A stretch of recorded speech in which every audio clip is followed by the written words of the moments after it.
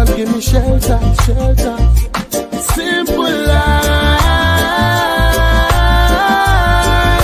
it's all we want to live. Give me food, give me clothes, give me love and give me shelter. Yeah. Hey, y'all, welcome back to another episode of the We Too Our Liberals Movement podcast. I'm your host, as usual, Ayiti Williams. This is a space where we unpack power, legacy, culture, and the messy beauty of what it means to be African, Black, and bold in today's world. I'm your host, as usual, Ayiti Williams, and today, we're going there, we're going deep. Today's episode is titled, what happens when a country, to a large extent, when a country built on hope becomes a playground for decadence and filth. Again, our title for today is what happens when a country built on hope becomes a playground for decadence and filth. So for the benefit of our viewers, as you all know, our platform aim is to actually educate, to cultivate, and to empower the socially and morally conscious youth, individuals who are ready to tackle the injustices of society, who are willing to accept responsibility for those wrongs and correcting them. So we begin our show. If you have your gadgets, we'll ask that you now please start to share our show.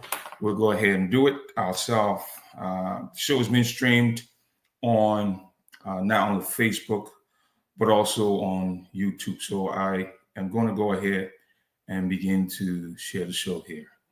Again, this is the We Too Our Liberals Movement podcast or platform, you may call it. As you all know, our platform, again, is here to educate, to cultivate, and to empower the socially and morally conscious youth. I'm trying to get this thing here so I can share it as quickly as I can. Yes, almost there. I think I have now shared the show. So again, if you have a minute there, please get your phone, a laptop, whatever, and please share the show. Our grassroots platform is here to educate young people, even the old alike, educate, again, to cultivate and to empower the socially and morally conscious youth. And let me tell you right now, this isn't an attack. It's a mirror, it's a call in, and it's grief, it's anger, and yes, it's love. So we've not come to demean or to talk down on what we now have as a country, but rather to actually expose actually the truth, or the truth behind why this country was established, and some of the lapses or the gaps that have actually led to why the country is where she is. So let's start with defining what filth is. In its simplest form, filth actually means something very dirty or disgusting. And for our ordinary people, we know what filth is. If we say filth, if we say something dirty, something very dirty, something very disgusting, it doesn't look good at all. It's nasty, it's awkward, things of that nature. So then let's look at what decadence is also in its simplest form. So we talk about moral, or we talk about cultural decline. We know exactly what it was back in the days in Liberia. Children were children, fathers were fathers, mothers were mothers. You know what I mean? I can use an example. If you were riding on a bus and an older lady was to walk in, it was more of a culture tradition. The older brother was to walk in, you would stand up and allow the brother to actually, sit down, and you would stand. I'm just using that. And back in the days, we had communities. In our communities, we respected the elders. We respected our older brothers. We didn't talk back, when our parents talked to us.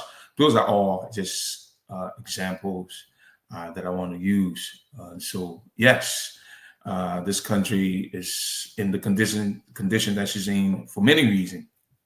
So, and I think the way we can begin to, reshape this country is to a large extent now begin to teach, to educate our children and to shape their minds.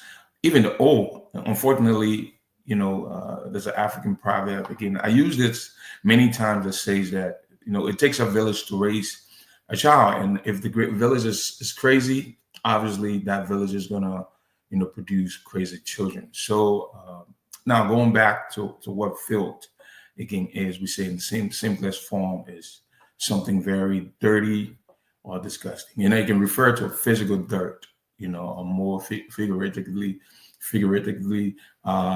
to something. Let's just say, when something is messy, right? You know what it looks like. If something is dirty, something is awkward. It's just, I don't have to go into the deep details. So it's filthy. Let's just break it down. For ordinary people. So something is filthy. It doesn't look good at all. So now this country has been reduced to that, to filth and decadence.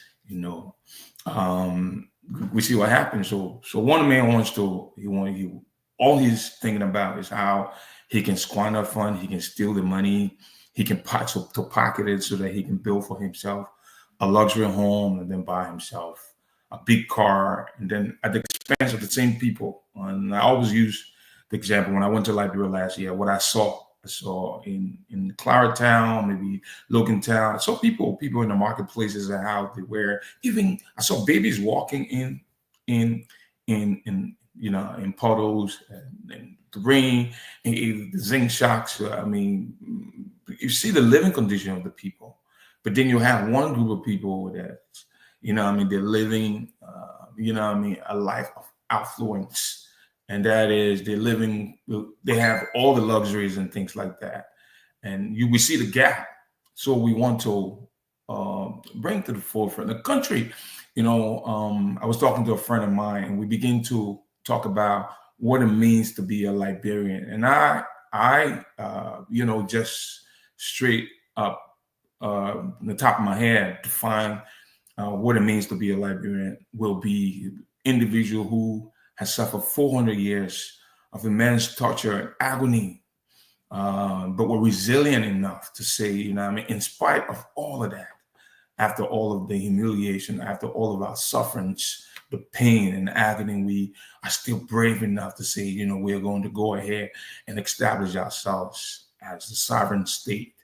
But one thing I neglected to add at the time when I defined, or I did not add when I defined what it means to be a Liberian, was the fact that, yes, after all that, after we've suffered 400 years of immense suffering, torture, pain, agony, we've established ourselves, but we're due to the indigenous, the people that we meet on ground, what was done to us. Yes. So again, let's go back to what our topic for tonight is, or today is, what happens when a country built on hope becomes a playground for decadence and filth. And so while we say hope from pain, suffering, agony, to freedom, to life, liberty, and the pursuit of happiness. So Liberia was never just a country. It was an idea, as we all know. It was a promise, a vision of what freedom could look like for formerly enslaved people.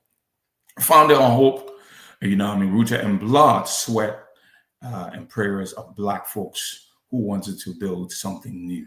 But that foundation somewhere along the way, cracked.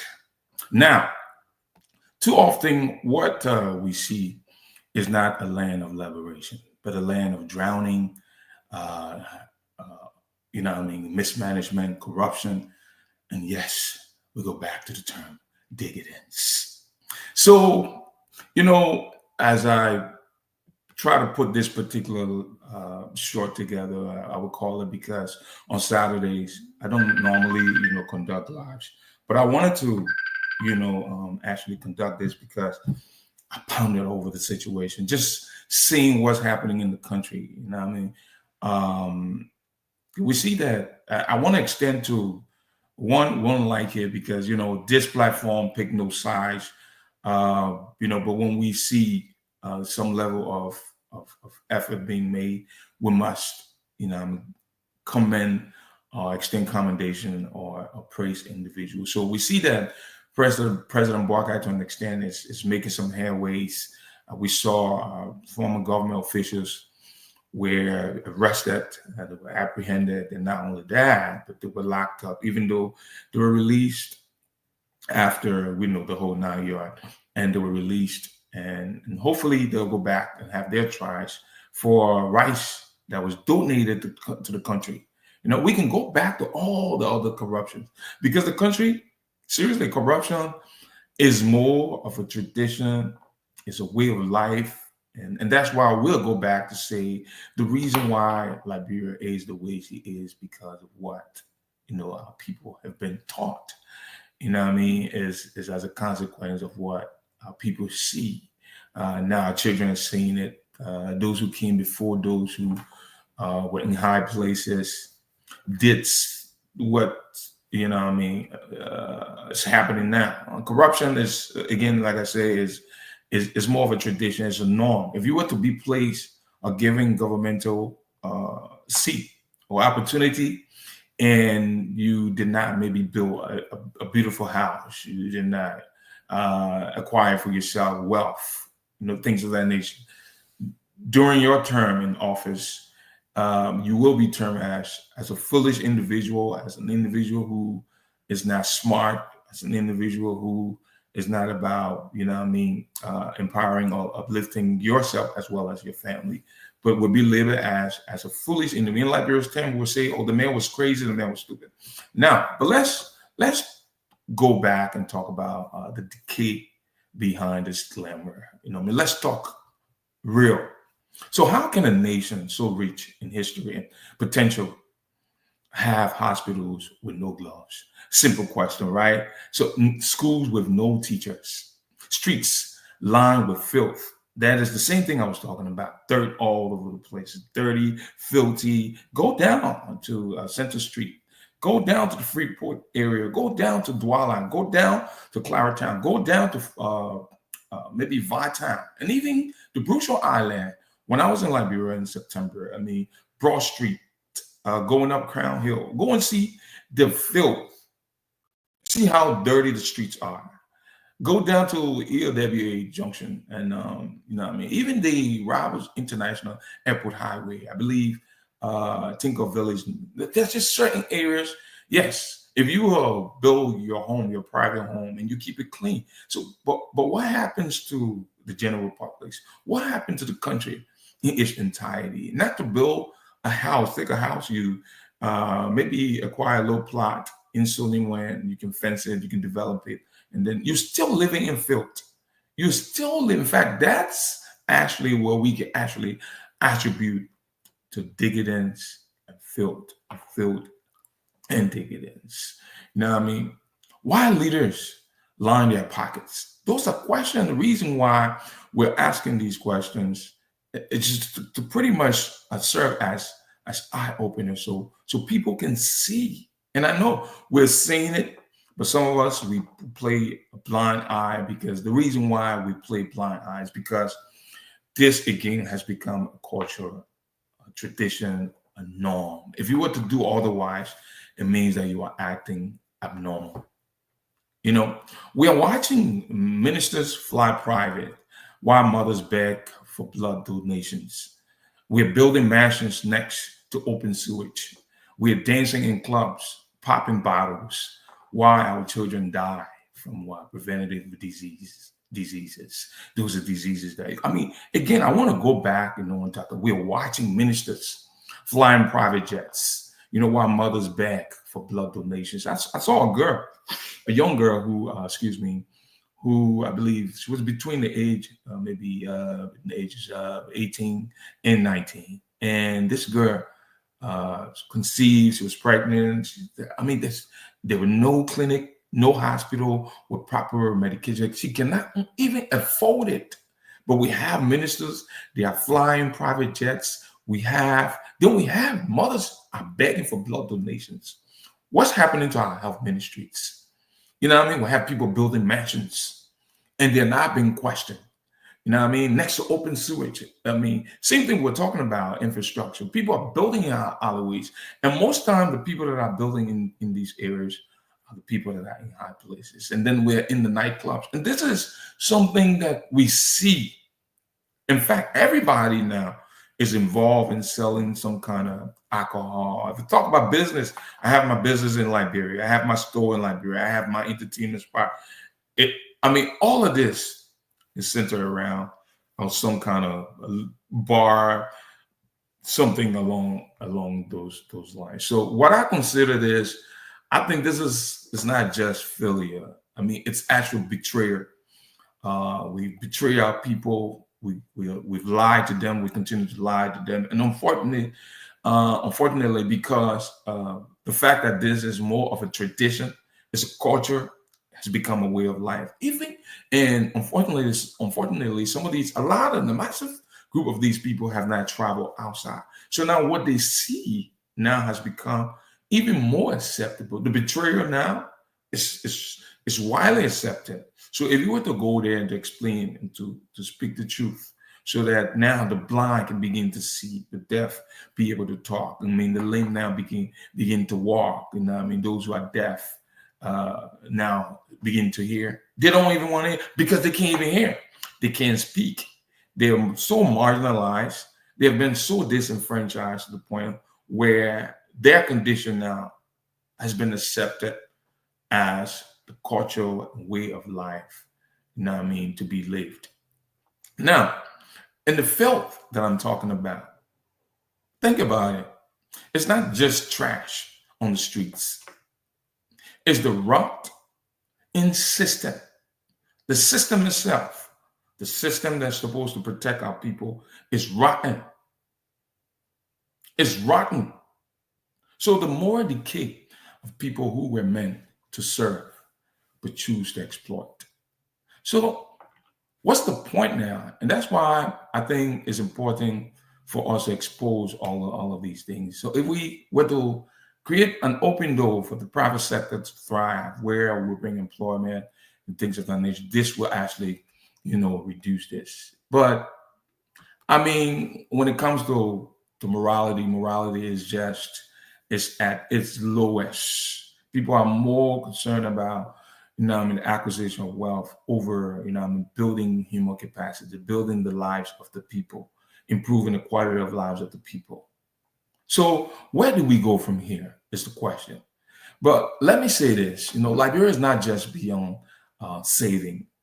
And this particular episode that I, put together here that is being aired, it's not just about shaming. It's about naming what hurts, naming who's responsible, naming the ways, we've become complicit too, because we have become so, and that's why last time, I think I did a show titled, "Why is it that many Liberians men," and when I say men, let me say men and women, are so complicit. We're okay with just, I talked to a friend of mine, we talk about it before. Well, Liberian man, typically he feels like he's arrived once he gets a job, he builds a house, and he's not even concerned about savings, or investing, or, investing not only in himself, but his children. I mean, that's very typical, but it's about how he dresses, what car he drives, where he lives. And that's why the individuals are even more developed than the country. But what if we were to step out of the box, where we're more about the masses, we're more about being nationalistic, about a collective effort to see the country grow and thrive, where now we can create that ripple effect so that the people that will come after can begin to do the same, and so that this country and our nation, our society, our nation state can be better. But because of some of us have started to normalize dysfunction, the dysfunctional system in the country is more of what our people see as normal. So, you know what I mean? If you were to go there and even try to help out, to rewrite the narrative, you know what I mean, to expose them, they see you as a threat. And if you're not careful, you know exactly what's going to happen to you. So it's so bad that, you know what I mean, these dysfunction now has become normal in the country. And to laugh at the brokenness, to flex why our neighbors, you know, suffer. But I believe in accountability. I believe in the fire of Liberians or Liberian youth. And that's something that we need to take into account. I mean, in the artists, the activists, the aunties in the market holding it all down. All those people we need to pay attention to. But let me take a step back. You know, if a guy was to graduate high school, or maybe was not open to even graduate high school, and was to take the route where he says, you know, I'm going to learn to be a trade, trade individual, or to get into trade, and that is, oh, I want to be a carpenter, I want to be a plumber, I want to be a painter, you know, I want to be an iron worker. I mean, you've been looked at, or you will be looked at, as though, you know, you're not of no value because you're not working at the bank, you're not working at the ministry, you're not working at, some kind of corporate entity. And so those are things that we need to go back and revisit. You know what I mean? Again, we need to invest in our artists, you know what I mean, the activists, you know, the artists in the market, hold it down. You know what I mean? I believe in those cleaning their communities with bare hands. I certainly do believe that, because they are trying hard and not waiting for government to start caring. So, I mean, it's our responsibility as citizens to also be involved in some of these, acts, so as to, push this country forward. And hopefully, as we do that in our community, these small practices, best management practices that we start to do. Some of us who have traveled, maybe outside the country, could be anywhere else. This country been around. We always go back to say it, been around for many years, and we've traveled. We had a 14-year civil war. So a lot of us have privileges to travel outside. We see neighboring countries. Some of us have traveled outside the continent, Europe, America, and things like Asia and all that stuff. And we see how people live, how they clean their communities. And when we're outside, we practice, the norms of this country. I mean, for example, you would stand in a line to catch a bus. I mean, you wouldn't, just eat and take the trash and throw it outside. If there's good garbage can, you've been taught, because you see this. But sooner or later, you will get to Liberia. I mean, while you're in a vehicle driving something along those lines, I mean, you have maybe you just eat a banana, and you would grab that banana peeling and you would throw it out the window of that car. Meanwhile, you was in America, you was in Great Britain. No, you wouldn't do that. You'll find yourself holding that banana in your hand, the peel in your hand, until you can get to a place where you have a garbage disposal, something close to that, to dispose of the trash. All right, so we're getting close to our closing segment, which again I always consider a reflection and a call to action. So I'll sit with this. What does it mean to live in a society built on filth and decadence? I know we started the show, and so if you've just tuned in, you're watching the We Too, our Liberians Movement platform, the platform that speaks to and for the masses. We say we are not in the business of manufacturing players, pimps, and hustlers. For those of you who follow us, I don't just want you to think that we just rhyming, or maybe it's something that we've memorized, come here and but think about it. Not in the business of manufacturing players, pimps, and hustlers. Think about it. Your government that you have, a country now that was established by individuals who have suffered. I want you to go back and think about it. And that will hopefully can convict you. Think about this country was founded on the principle. It was an idea. It was an idea to find a place where free or enslaved people who had suffered 400 years of immense torture, pain, and agony are placed where now they can live. They will have life. They will have liberty in the true suit of happiness. Are we living life? Are we living life in abundance? Do we have liberty and living your true suit, the true pursuit of happiness? No, we're not. When you cannot even afford a single meal, when someone will talk about 3 square meals a day, our children are getting a substandard education. Look at the road conditions. Look at the environment. Our wetland are being polluted. Our streams are being polluted. Our receiving waters are being polluted. And those who are placed in leadership are playing games. The streets is all filthy. People now indulging into luxury,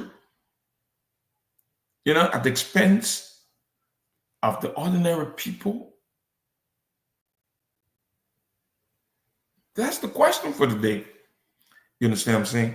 So it's really critical that we, one would say, so we come here and you go over there and you're having these conversations. How does it really benefit the country? The book says that let this mind that is in me be in you. We cannot be conformed to the things of this world, but rather be transformed by the renewing of the mind. And this is actually the work that the We Too Are Liberians Movement podcast, the We Too Are Liberians Movement has actually pride herself to doing. And so we are committed to this. So again, let's sit down with this. What does it really mean to live in a society built on filth and decadence and still fight for dignity? Still love the soil beneath your feet, even when it's soaked in corruption. And it's true. People are going back and forth on all these different platforms. People want to come back. People want to come back. There's nowhere like home. There is nowhere. Some of us, I was born and raised in Liberia.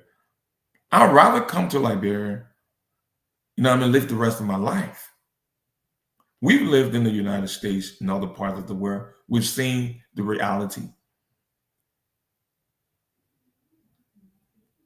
where if you don't work, you don't earn. We see the disparity. We see the differences.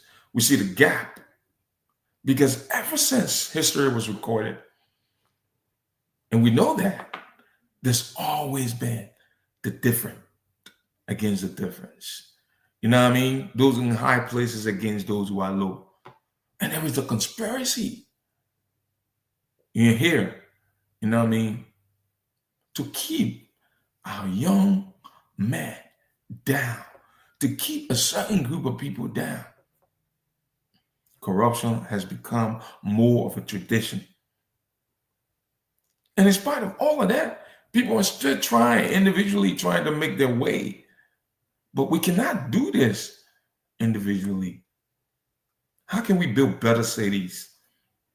How can we build better roads? How can we subdivide our country so that we can stratify, where, yes, we can have affordable homes. For those of you who have businesses, who are succeeding, who have earned your money, now we can establish industries in the way that the resources that we have to an extent, we'll be able to equally distribute, if not equally, but to a lot. Liberia shouldn't be a country where our people will continue to suffer at the hands of the corrupt leaders. This is a country that is not poor, but the people are poor. I'll go back. Sometimes we will sound repetitive because, the book says faith comes by hearing here. We want this to resonate with the citizens, with those who find themselves in high places. And that's why, the true measure of a man is not what you drive. So maybe because of what our people been taught. Again, we say that this country was formed actually as a consequence of 400 years of immense torture, agony for a group of people who were set free. And these were people who were brave enough to establish themselves as an independent state where all blacks would come. Liberia is supposed to be the beacon of hope for Africa. This country is the promised land. I don't want to divert. So here's my challenge to you this week or this weekend. Look around. What are you tolerating that should be called out? Is the question. What can you clean up? Not just physically, but spiritually, socially, and politically. What can you really clean up? Liberia is our home. Liberia is ours.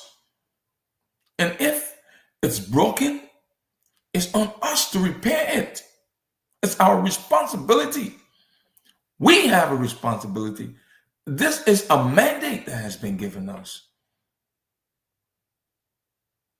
So I hope this live today that's impromptu, which is not really part of our scheduled show that's been aired every Wednesday, actually came.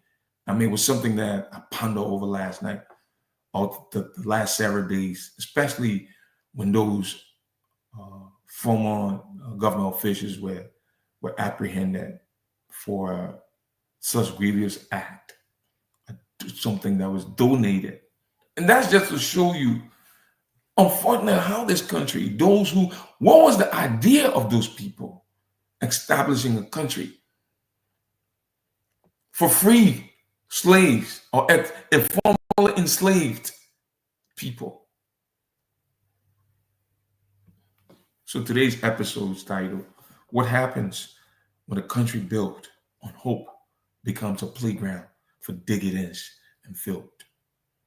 Again, I want to close reciting the topic. What happens when the country built on hope becomes a playground for decadence and filth? As always, I've been no one but your humble self, and Ayiti Williams. This is the We Too Are Liberals movement platform. The platform actually that speaks to, we say, for the masses. Certainly, we are not in the business of manufacturing players, pimps, and hustlers. The book says that greater is he that's in you than he that's in the world. So we have a moral responsibility. We have a mandate. And the mandate lauded to us to reach back, to build a better nation. And that's why the We Too movement continue to foster this concept of I am because we are. We look around us, and this country is going to be 178 years. In the next several weeks, what can we show for? What do we have to show? We cannot continue to exploit. So we've not come to criticize. And even if we did, Dr. Richard Rickey once said, that criticism is a price you pay for leadership. And the day you're unwilling to be criticized is the day you're unfit to lead anybody. So we hope.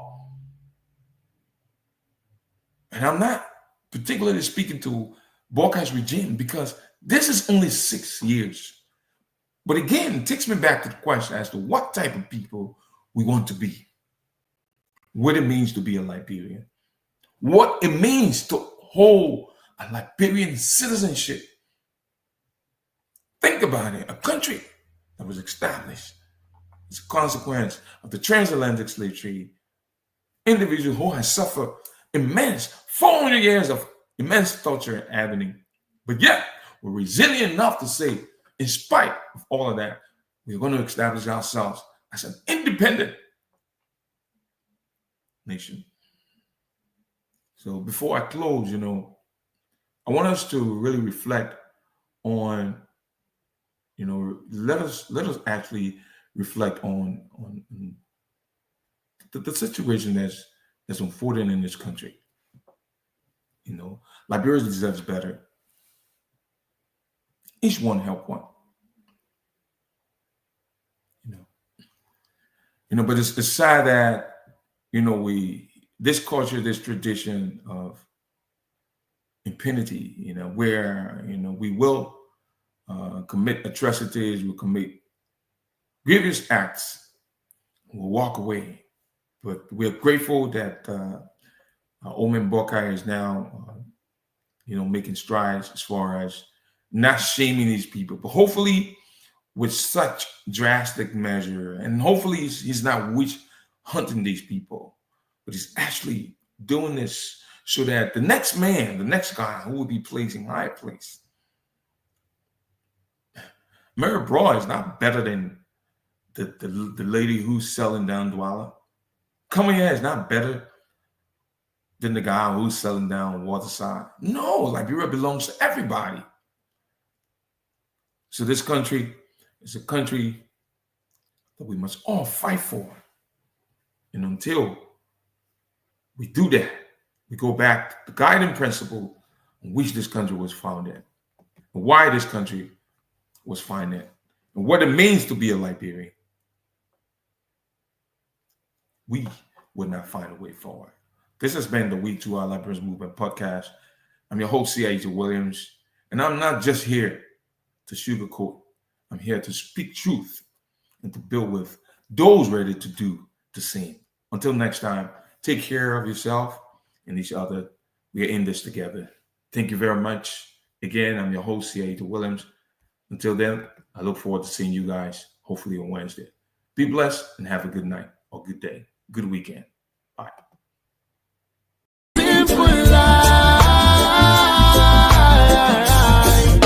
It's all we want to live. Give me food, give me clothes, give me love, and give me shelter.